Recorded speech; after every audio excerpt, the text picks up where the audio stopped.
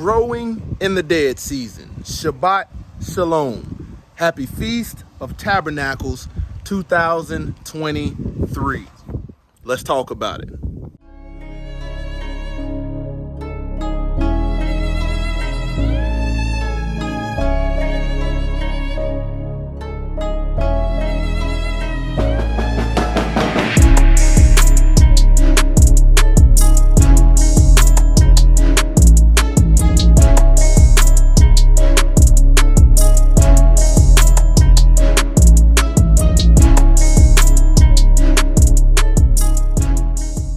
Glory to the Most High Yah Shalom. Thank you for tuning in to another righteous, spirit-filled episode. Today, I'm back at it in them trenches, handling that kingdom business. Today, I want to just encourage you to go to Pastor Dow's channel and watch today's, if you click the live tab, today's Sabbath day teaching, with the date of 9/30/2023. Today's message was delivered by Pastor Corey, and that thing was fire. You got more scripture, and understanding than you're ever gonna get on 52 Sundays of Sunday false religion worship, heathen worship. Oftentimes, people read the Bible and they look at things as parables, but they're so far removed from the life that the Most High Yah wanted us to live. And that's why they don't understand certain things, because they're not willing to put their hands to the plow, really willing to do this thing and to trust in the Most High Yah. I want you to think about when Yahshua HaMashiach returns. Will you be ready for harvest? Will you be good fruit? Or will you be, deceivable fruit? Moving like you got the image of godliness, but therefore you deny the power of. Will you be the fruit that claims to love him? You say you know him, but you're lawless and don't fear him. Don't keep the commandments. Will you be one of these people? And it's not until you genuinely get out here and realize, okay, we're entering into the dead season, but I still can be growing. I still can be producing righteousness. Don't let a doggone whole winter season go by and you think that, okay, because I'm inside the house and, I'm not really doing anything, that this fruit is going to remain good, because it's the moment when you stop focusing all things kingdom, all things above, that Hasatan's moving back in. You start backsliding. When we look at growing good fruit, I want you to look at this right here.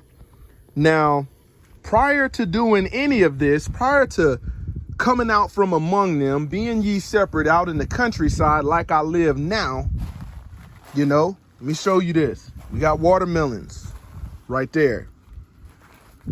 We got some Cajun bell peppers coming in. Before I actually moved out here and made the choice, I actually took, when it comes to the military, I took a pay decrease. Some people didn't get it, but it was all to have more wisdom of the word, to live the life that the Most High Yah wanted us to live.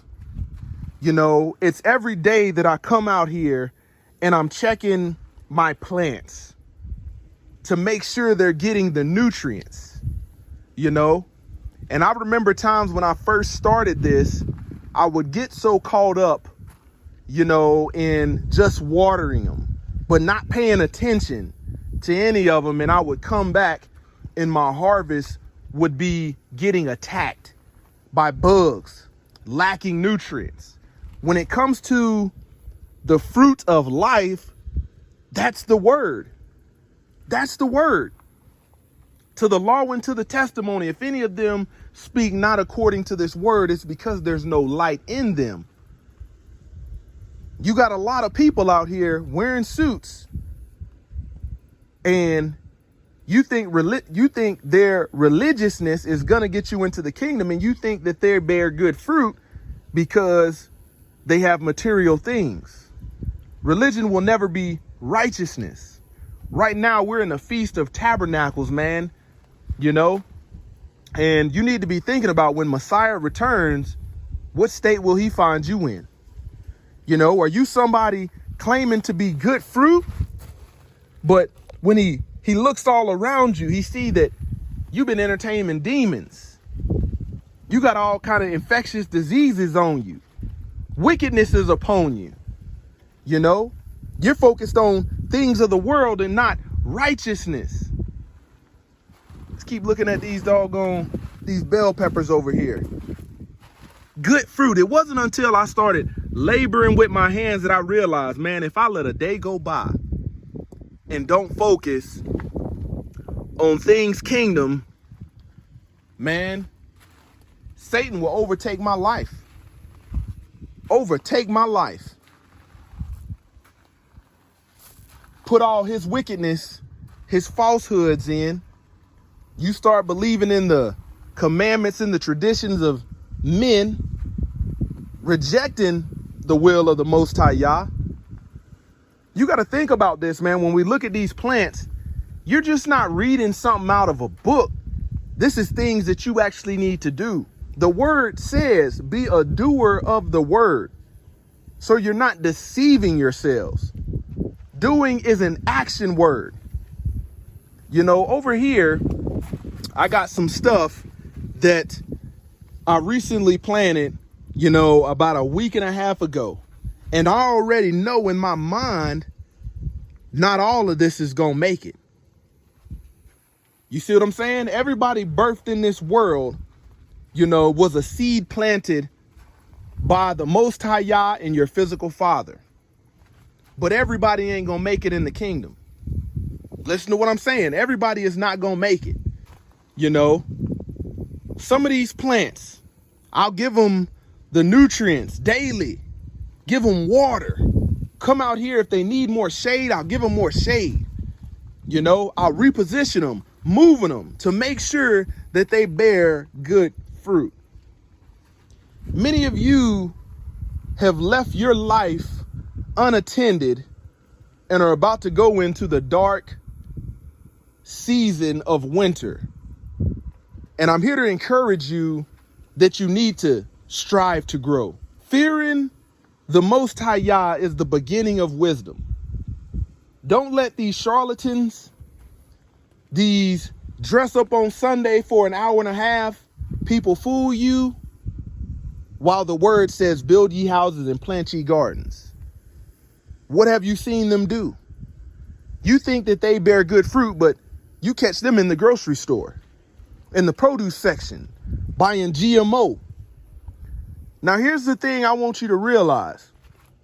Man, it wasn't until I started growing my own produce and tending to my own garden, eating out of this garden, that when you look at something that's wicked, GMO, genetically modified organism, something that's not organic the way Yah, you know, intended for it to be, you line it up with something that's righteous, good fruit, you start to realize, man, the one that's righteous has so much flavor, filled with nutrients, you know? Man, you know, as I go through the Feast of Tabernacles this year, I'm here to tell you, man, do not take your foot off the pedal.